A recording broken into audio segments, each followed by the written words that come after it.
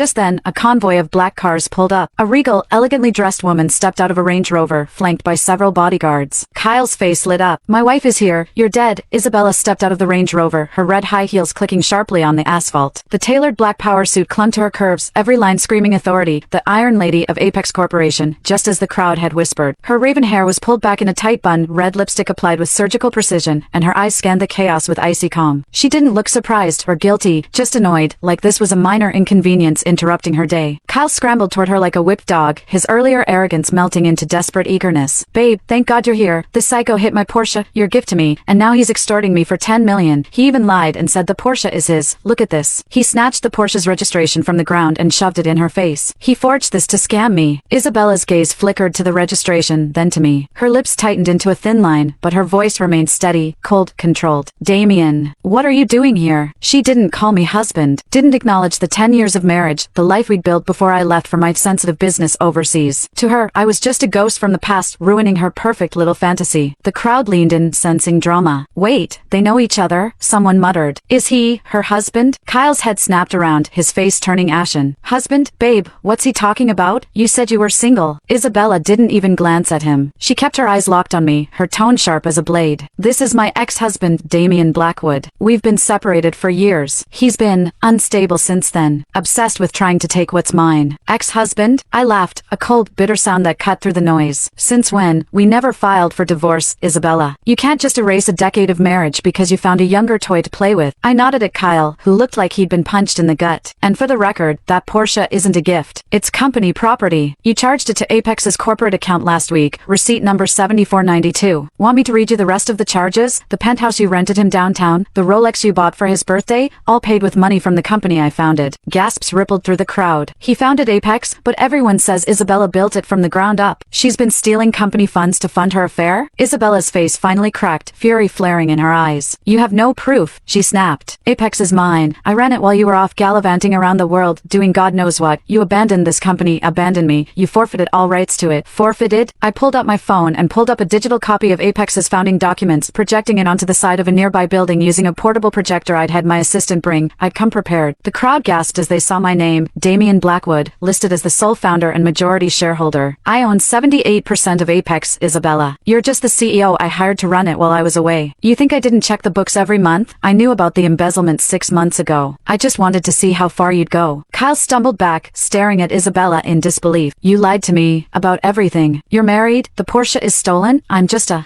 toy?" Isabella rounded on him, her patience snapping.